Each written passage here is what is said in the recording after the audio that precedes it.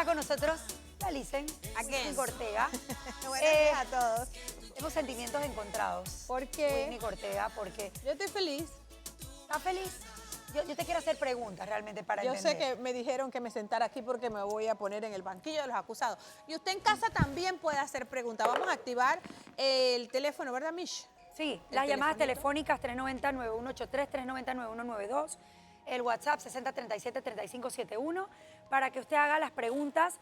Si como yo se queda con dudas sobre el caso de Aderly, Y ¿no? sobre todo para que no esté escribiendo cosas en redes sociales que no sabe. Porque si usted no fue al juicio porque no quiso, porque el juicio era público. Era público. Ajá, entonces usted ve el programa y usted nos pregunta y ya sale de dudas. Y usted se puede convertir en nuestro portavoz. Porque hay cosas que se están diciendo que tengo como miedo. Bueno, creo que ahora podemos hablar un poco de los mitos que hay en torno a estas cosas, pero un paso en positivo se dio primero cuando se anuncia culpable, ¿no? Se declara culpable. Obviamente estamos hablando del caso de Aderly. Sin embargo, y yo creo que este fue un hito a favor, obviamente, de Dalis, a favor de toda la familia de esta niña que sigue, pues, obviamente con esa incertidumbre, porque al final del camino se hace justicia por un lado, pero por otro lado no existe como un cierre formal porque no hay un cuerpo, no hay como una certeza de lo que ocurre. Sin embargo, se otorgan 9 años de condena, ¿no? Todavía no se han. Lo que pasa es que ayer era el sentido de la sentencia, es parte del procedimiento. El sentido de la sentencia quiere decir que ayer pudieron haber dicho que era no culpable, como pasó en uno de los 3 delitos, y culpable. Entonces, las jueces nos citan a todos y al público para decirnos cuál es el sentido en el que ellas van a desarrollar la sentencia. Y ese sentido va a ser culpable para 2 delitos, no culpable para un tercero, y allí luego entramos en el debate de la dosificación de la pena al individualizarlo o el agravante, porque atenuantes también se podría decir, agravantes para aquellos que me están viendo, es que agravan la pena, la aumentan. Atenuante quiere decir ciertas condiciones que ocurrieron durante todo el proceso que pueden considerar las magistradas para disminuir la pena. Y de hoy en día ya yo digo que son magistradas porque desde un principio yo me manejaba como 3 magistrados. Nunca quise decir que eran 3 magistradas para no velar ningún tipo de situación, porque fueron 3 magistradas que estaban tenaz con este caso. Y ellas ayer pues decidieron que su orientación de manera unánime era declararlo culpable. Ahora, para el día 18 se va a dar la sentencia, pero ayer se dio la oportunidad de que nosotros como querella y al Ministerio Público le indicáramos al tribunal por qué tenían que irse en la pena máxima. Es decir, el delito de privación y el delito de sustracción de menores, la pena máxima, uno es de 1 a 3, que ya después hablaremos de esa pena, y el otro es hasta 6. Entonces la pena máxima en uno sería 3 y en el otro serían 6. Sumados serían 9. Pero asimismo, a pesar de los argumentos que yo vertí, que también el fiscal Moisés Tuñón, mi respeto para él y el fiscal superior, que fuimos de la mano todo este juicio, gracias a ellos y al Ministerio Público, 1000 gracias siempre, porque sé que trabajamos como una querella que muchos quisieran tener adheridos a ellos. Y luego vino la defensa pública diciendo que no, que debían que darle la pena mínima porque él había contribuido con decir el sueño y que con el sueño ya sabíamos qué había pasado con la niña. Con decir el sueño. Ajá, eso dijo la defensa pública. Estábamos así, ¿ves? Bueno, pero es que ya no nos sorprende nada porque la defensa dijo cada cosa en el juicio que bueno. Eso dijo para pedirle a las magistradas que atenuaran o dosificaran la pena y adicional que él, en el momento que pasó lo de Aderly, él no tenía el récord, él era delincuente primario, o sea, así, de una manera tan relajada. Yo creo que nada más con saber las penas, si yo hubiese sido defensa y más pública, simplemente lo dejo a criterio del tribunal, porque estamos hablando de un delito tan inhumano. Claro. Y que yo sé cuál va a ser la siguiente pregunta tuya, pero la voy a dejar que la formules, y que las penas no están siendo consonas. Eso es precisamente a lo que voy. Si estamos hablando de una niña que desapareció, y es cierto que no existe un cuerpo, porque sí es verdad, lamentablemente aquí... Pero eso tiene una explicación. Claro, tiene... En el juicio se dio. Se dio una explicación con el tema de no hay cuerpo. ¿Cuál sería esa explicación? Y es que el perito de SINAPRO y el perito forense que también llevamos en aspecto de planimetría e imagen fotográfica establecieron que de acuerdo a la narrativa del acusado a testigos y testigos, la forma en que se dieron la parte climatológica lo demostró un perito meteorólogo. Del 12 al 18 de septiembre hubieron muchas lluvias e inundaciones y lo explicó de una manera amplia. Y en esa área de las trancas versus el lanzar un cuerpo a una zanja que se había inundado, lo concerniente era seguir la corriente hacia el resto de los lagos que había junto, que daba con la zanja, y luego al mar. Y al hacer toda esa expertise y recorrido se demostró que habían inundaciones, que se encontraron útiles escolares, que se encontraron otras situaciones que no guardaban relación con el caso, pero la conclusión científica era que si nos manejábamos en esa posición durante el trayecto de esa zanja, lago o como lo quieran determinar, desembocaba en el mar. E incluso se hicieron unas peticiones a otros países con los cuales colindamos como parte del mar, y al final se determinaba que por los depredadores que se encontraban en el área, que vivían en esa área, que eran los cocodrilos, era imposible encontrar restos humanos. O sea que eso le da una explicación a la inexistencia de un cuerpo. Sin embargo, yo como ser humano, como mujer, que no tiene nada que ver o desconoce un poco el tema de las leyes, yo digo, al final es una tragedia tan grande, tan dolorosa, que 9 años me parece absurdo, o sea, absurdo. Una persona que 9 años y con buena conducta puede salir en menos tiempo, suelto nuevamente. No solamente buena conducta, estudio o trabajando. Estudio trabajando, o sea, suelto en la sociedad. ¿A cuántos niños no puede agredir si es una persona que tiene una conducta repetida porque tiene antecedentes con sus propios familiares? Luego tiene este caso de Aderlyn que termina en esta tragedia incalculable en dolor para una familia. ¿En qué? 4 años, que vuelva a reinsertarse en la sociedad. 5 años, que se reinserte en sociedad. Es una persona que puede volver a delinquir de una manera que puede afectar a otra familia panameña.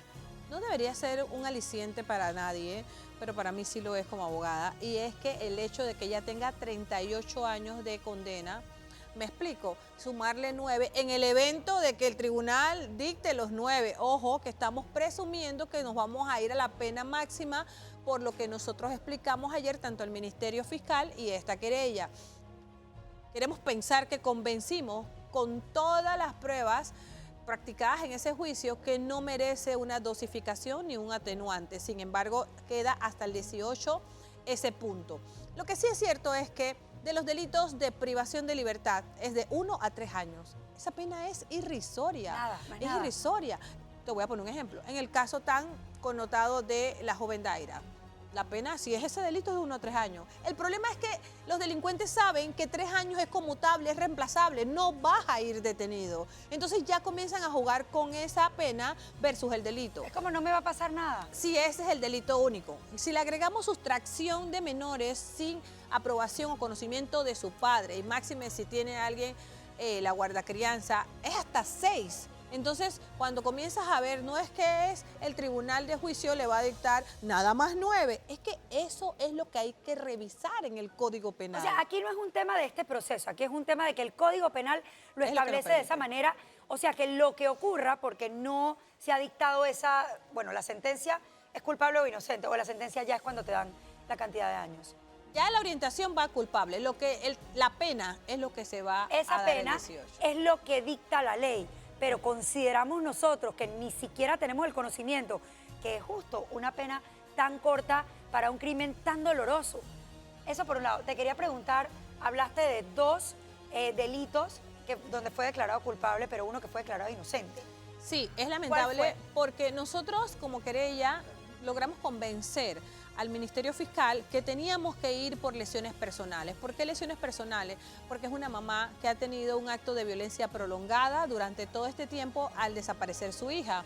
Claro, nosotros ensayamos algunas evaluaciones para demostrar esa violencia y así se probó en juicio. Pero las magistradas fueron bien categóricas ayer al señalar que durante el desarrollo del juicio no se explicó qué tipo de violencia ella sufrió, que debió ser un poco más amplio y que llamó la atención, y tengo que ser responsable en ese punto, que en los alegatos de cierre la Fiscalía no mencionó nada con relación a lesiones personales, dejando a esta querella desarrollar todo el espacio de las lesiones personales, que eso fue algo que debimos haber hecho mancomunado, lo que más a favor entonces dejó que no se estaba acreditando de manera fehaciente el delito de lesiones personales, pero el tribunal dijo algo muy importante: sabemos que esta señora va a seguir sufriendo y ya ha tenido una violencia, pero aquí no se nos explicó ni se hizo un desahogo probatorio que acreditara ese delito, lo que pudo haber aumentado la pena. Ok, tenemos consultas, llegan vía telefónica, llegan vía WhatsApp. Creo que esta es telefónica, ¿verdad? Telefónica, buenos días. Sí, buenos días. Sí, adelante. Oiga, a mí lo que no me cabe en la cabeza, porque yo tengo 7 nietas y todas están en la escuela. Y yo, ¿cómo ellas dejaron que esa niña se fuera sola para la escuela? Por un camino, por la carretera. Ninguno la acompañó hasta la escuela a esa niña. Eso tiene una explicación, señor. Y es justamente en el alegatos de cierre que esta querella planteó el sistema tardío en que la forma en que demoraron en escucharla a ella por su extracto social. Eso me lleva a que la parte económica no puede ser juzgada de su perspectiva, señor. Usted tiene 7 nietas que probablemente tiene cómo y dónde, quién las lleve. Cuando yo estaba más pequeña, que eso fue hace poco, yo iba sola al colegio. Las situaciones van cambiando, el entorno social cambia. La comunidad en Berá en Burú, señor, para poder hacer este tipo de alegaciones, usted debería pasar por allá. La comunidad en Berá en Burú, que cruza las vías del corredor para ir a Las Trancas, es normal. Yo que estuve ahí practicando varias diligencias y me di a la tarea de algo, señor, usted me va a llevar a ese punto. Luego de todo este tema, si hay algo positivo que rescatar, la comunidad en Berá en Burú entendió que los niños ya no se pueden ir a la escuela solos. Esa es una forma de ellos de mandar a sus hijos, primero porque no tienen economía para un busito, probablemente usted sí o yo. Antes, en algún momento, si los tíos estaban desocupados, lo llevaban, pero la comunidad en Berá en Burú tenía la tendencia de que todos los amiguitos se iban juntos. Sí, como que se iban en grupitos y quizá los más grandes cuidaban a los más chiquitos. Pero ese día, la amiguita que también compadeció como testigo dentro del caso, no fue por Aderlyn. Aderlyn se va por la parte de atrás de la casa sola, no se despide de nadie, se va hace el recorrido sola, recoge en la casa del acusado, hoy sentenciado, a la hijastra porque se demostró que ella tenía un vínculo muy afectivo con la hijastra. Era amiguita de la la hijastra del acusado, del señor Samuel. Ah, mira, esa parte no la Y sabía. las recogía, le pegaba 2 gritos, en buen panameño decía a la niña, la menor que la acompañaba, y de ahí se iban las 3 caminito para el colegio. Yo quiero saber qué tiene eso de malo, si en el extracto social que ellos viven no hay economía, ni el camino en ese momento para pagar un busito o alguien que las llevara, aparte de que todo el mundo estaba ejerciendo una función laboral para poder generar yo creo economía. que ahí tenemos que ponernos en la posición de la víctima en este momento, porque hay realidades distintas. Y es un tema cultural. Muchas personas tienen una abuelita o una vecina de confianza o alguien que puede cuidar a los niños, pero hay cientos de familias en este país que necesitan salir a trabajar para tener ese sustento para sus hijos y confían en ese movimiento cultural que ya existe de hay seguridad porque se acompañan. Entonces, al final del camino es una realidad que ocurre y sí, lo que nos dicen acá en producción, a la hora de la hora, eso no disculpa al agresor. Pero mira que hay un tema de independencia y vuelvo y sigo señalando temas puntuales del juicio. Y es que Dalis narraba como testigo que ella siempre le dejaba la ropa, el uniforme, es más, la describe como la dejó peinada, situación que describe Hudson. Si tú no estuviste allí, si tú tuviste un sueño tan revelador, oye, hasta cómo estaba peinada la niña. Yo todavía no entiendo bien esto del sueño. Bueno, ya te lo explico. O sea, déjame para no perder el hilo. simplemente soñó Pero los déjame, hechos. antes de Ajá. irme para allá. Y que resulta que esta comunidad tenía esa tendencia, pero hoy en día yo tengo un video posterior a todas estas diligencias, yo me fui satisfecha, el video es del 2022, 2023, lo voy a publicar, donde yo dije, ¿saben qué es lo bueno de todo esto malo? Veía a los papás Acompañando a sus hijos. acompañando a sus hijos, aprendieron Haciendo lamentablemente. sacrificios que muchas veces pueden afectar ese entorno laboral o pueden afectar sus actividades muchos de ellos me imagino que vivirán de la economía informal. Pero Michelle, tú tienes que hacer ese recorrido para que te des cuenta que sí, lo más peligroso ahí, y que ya Aderlin lo sabía hacer con el resto de su amiguita, era cruzar por debajo del puente. De ahí, el resto del camino es una vereda llena de casas. No había ningún tipo de peligro. Y cuando doblas la vereda, que pasas por la casa de Hudson, viene un puente y está el colegio. De hecho, Aderlin iba de ese colegio a otro colegio por aprendizaje avanzado en un busito. Imagínate. Y no llegó ese día al busito. Recordando un poco el tema del sueño, o sea, este sueño es que él, viendo todo lo que estaba ocurriendo públicamente de la desaparición de esta niña, Antes que lo descubrieran haciendo sexo oral con su hijastra. él dice, tuve un sueño y sé dónde está la niña, sé qué pasó No. con la niña. Le dice a la expareja, viste que hay una recompensa de $10,000. ¿Qué haríamos con $10,000? Esto lo narra la pareja, la expareja de él. Y ella le dice, bueno, arreglaríamos la casa, un par de cosas aquí. Dice, yo te tengo que confesar que yo tuve un sueño. Y él dice, sí, un sueño. Sí, un sueño de que yo vi a un hombre que llevaba a Aderlin por un sendero y como que la arrojaba en un pozo. Y él le dice, ella le dice, ¿es cerca? Dice, sí, ¿por qué no vamos? Y él la lleva. Pero su error, que nos ayudó muchísimo. Ellos se disponen, él se pone sus botas y se van al lugar. Ella relata como testigo de una manera impresionante. O sea, imagínate escuchar todo eso al lado de Dalis, que definitivamente ella le llamó la atención y le hizo señas que definitivamente él se sabía el camino directo. No sé si cuando tú sueñas, Sí. o sea, él sabía dónde, cómo, y Es él, por aquí, coge a la derecha. y ve- antes de partir, él agarró el machete y le dijo, vamos a llevar el machete. Y cuando llega al pozo, que yo publiqué el pozo porque también hice el recorrido, él comienza a escarbar con el machete y la expareja le dice, no hagas eso porque si hay un cuerpo, no va a salir bien. Él se detiene desesperado y comienza a decirle, pero es que estaba aquí, yo soñé, aquí era, desesperado. Y ella le dice, mira, alrededor la vegetación está inclinada, aquí hubo inundación. Recuerda que nuestra casa también casi se inunda. Lo que quería decirle, y lo dijo ella, es que si aquí había un cuerpo, fue arrastrado por la corriente. Y estamos hablando de que eso fue cuántos días después de la desaparición, el sueño. Como- O sea, fue varios días después. Sí, fue como una semana después. O sea, que ya Cuando empezó obviamente la recompensa. naturaleza hizo estragos y Pero para probar eso no lo puede decir Wisnik, lo tenía que decir el perito meteorólogo, Por que lo supuesto. llevamos y él lo explicó ampliamente. Ok, tenemos otra llamada con otra consulta. Buenos días. Sí, buenos días. Buenos días. Adelante. Buenos días, licenciada. Yo sí quiero hacerle una consulta. Tengo una hija, siempre he estado pendiente y trato de hacerlo por todas las situaciones que uno ve en Panamá, porque lastimosamente aquí no hay justicia. Pero yo quiero saber algo. Si todo acusa a esa persona, si hay prueba y evidencia, ¿por qué no existe una ley en donde lo obligue a él a decir qué hizo la niña, dónde está la niña, porque él sabe dónde está y nadie lo está obligando? Y número dos, si esa persona está hoy día enferma, en donde no van a hacerle un juicio por la niña desaparecida, ¿dónde estaban esos familiares que sabían que esa persona estaba enferma y la dejaban compartir con la sociedad para hoy en día desgraciarle la vida a esa mamá? Entiendo la frustración de la televidente, es la misma que yo viví, pero en menos grados, porque como abogada sí tengo explicación para cada cosa que usted acaba de decir. Primero, que cada cual tiene un derecho de permanecer en silencio que no puede forzarlo nadie. Y hay algo legal que explico. Justamente nosotros nada más acreditamos la conducta de dos tipos penales porque no existe cuerpo. Al no existir un cuerpo, yo no puedo acreditar. Si usted me preguntan cuál era el fondo de esto, licenciada, era un delito sexual. Y al haber cometido un delito sexual, la desaparición de Aderlin lo llevaba a mantener esa conducta oculta. Entonces yo no puedo decirle a la justicia que lo juzgue por un delito sexual porque no tengo cuerpo. Ya tendría un problema, o sea, me lo hubiesen declarado ayer no culpable. Adicional, no me puedo ir en grado de homicidio porque no tengo un cuerpo. Ayer, de haberlo investigado por ese delito, no hubiese tenido una sentencia o una orientación de culpable. Pero hay un problema más que ustedes van a aprender hoy. Es que al investigar por estos dos delitos, delito sexual y homicidio, y declararlo no culpable, yo no puedo volver a investigar por esos mismos hechos. ¿Y por qué digo esto? Y yo lo publiqué.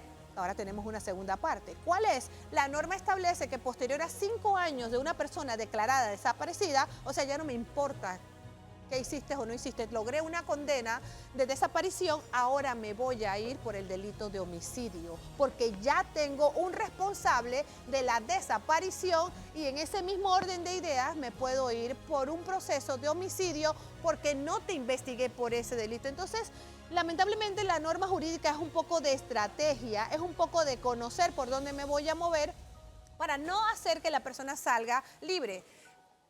Yo quisiera pedirle a los televidentes, cuando Dalis dice, yo quiero que me diga qué hizo con Aderlyn, no lo dice porque no sepa, lo dice porque quería que se empoderara ese hombre, como le dijo el papá de Aderlyn, sé hombre y dime qué hiciste con mi hija, es escucharlo de él, para que ella tuviera un poquito más de paz y tranquilidad, porque ella escuchó un audio de 1 hora 20, donde el señor Samuel Leopoldo Hobson le decía a otro privado de libertad en el centro penitenciario lo que pasó con Aderlyn. Y eso lo mencionó ayer ¿Y el ese tribunal. audio cómo lo obtienen? Lo obtuvimos por una estrategia Ok. y permiso de incautación, porque supimos que él tenía una afinidad con alguien ahí, que incluso tenía el hermano de él también está privado de libertad, y resulta que peticionamos una orden de un juez de garantía para escuchas e incautar, y lo logramos.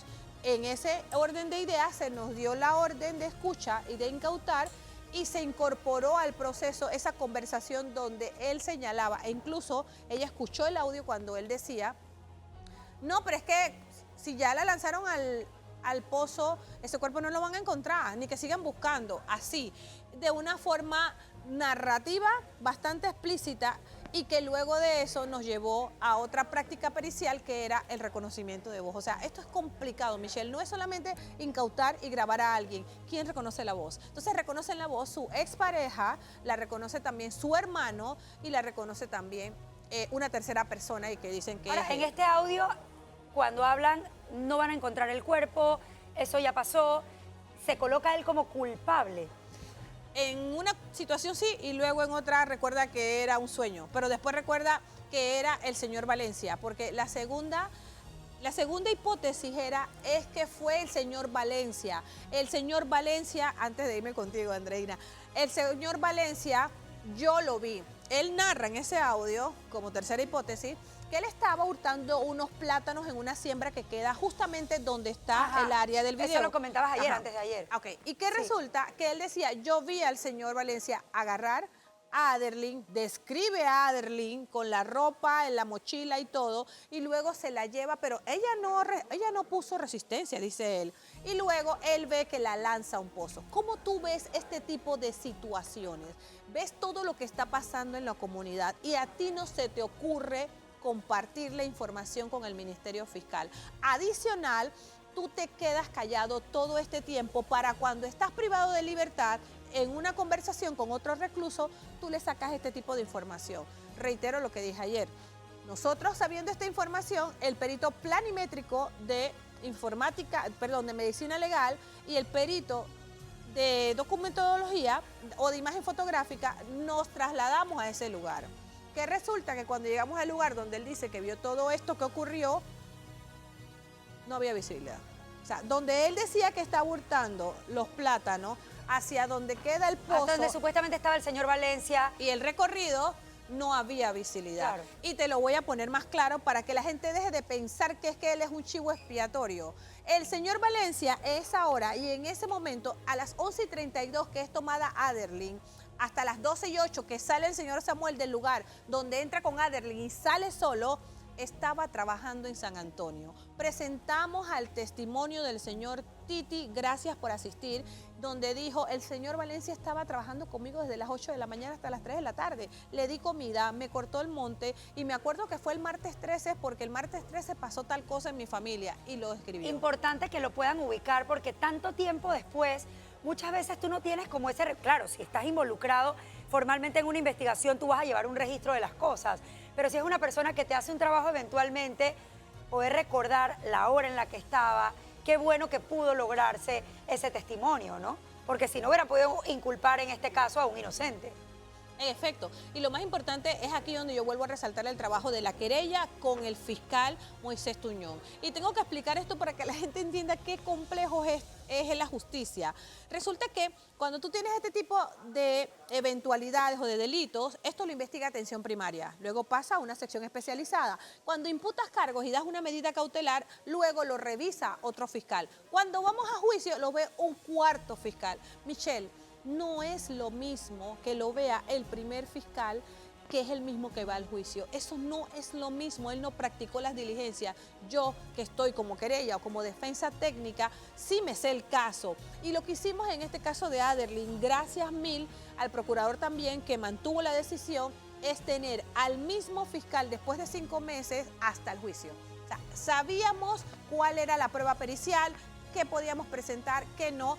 Y eso me atiende a la siguiente pregunta que me acaban de hacer por medio de WhatsApp, que decía, ¿se le puede declarar inimputable por afectaciones psicológicas al señor Samuel Leopoldo Hudson? No.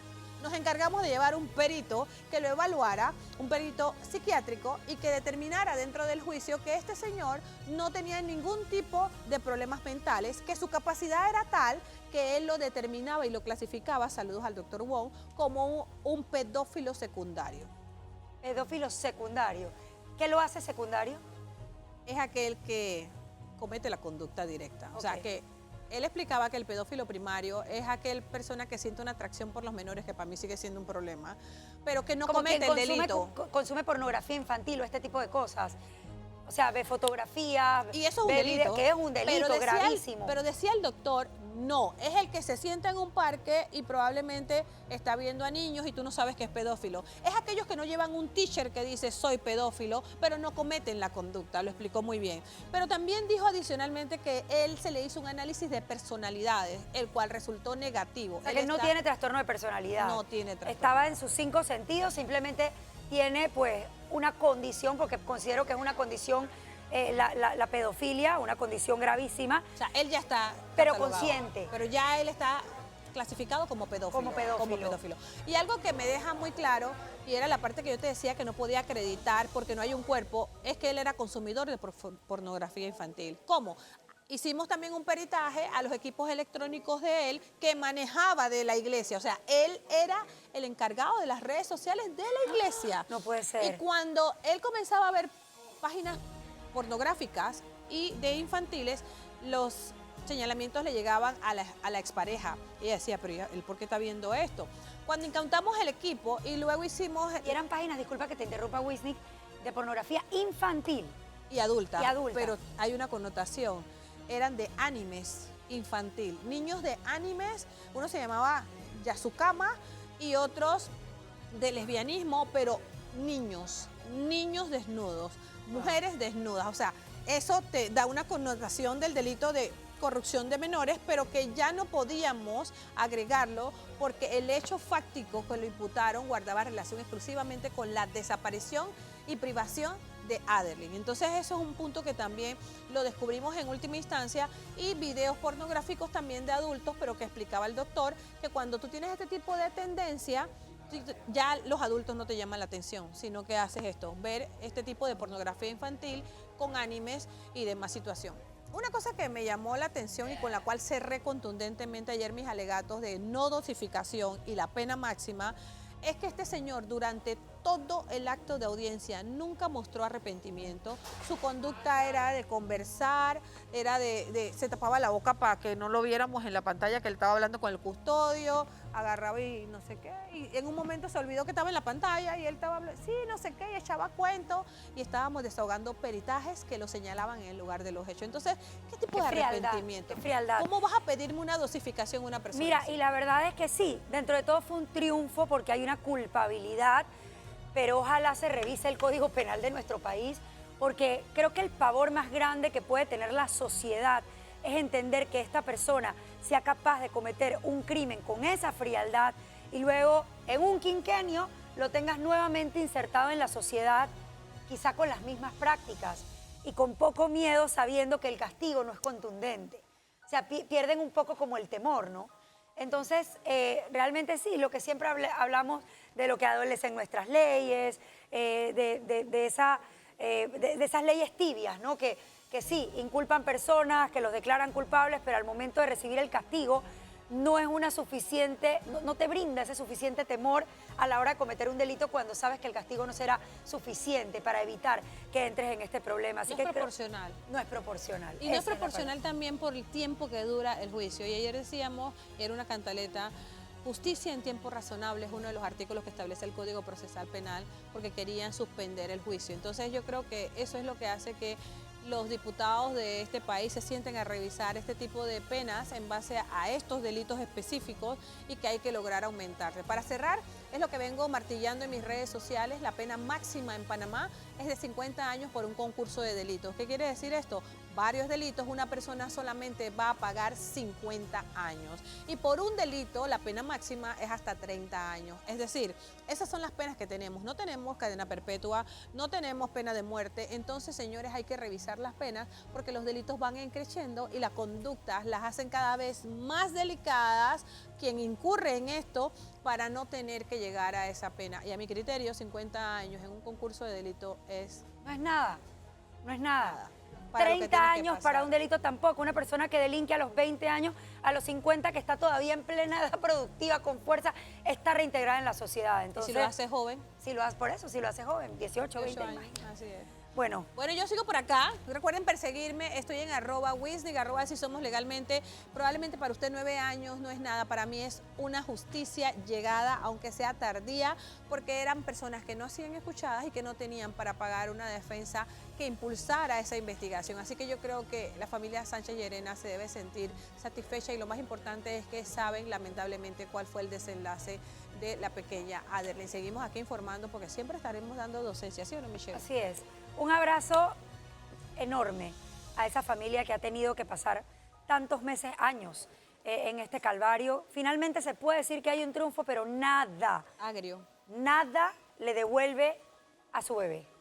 Y yo creo que esa es la parte más triste, ¿no? Quiero mandar un saludo al fiscal Moisés Tuñón, que sé que ya va rumbo a Santiago, porque él es del área de Santiago. Mis respetos, mis abrazos, al fiscal superior también. Hemos sido un equipo implacable y creo que así debe ser siempre, mientras seamos la parte querellante. Un besito para todos ellos. Así es. Bueno, nos vamos a...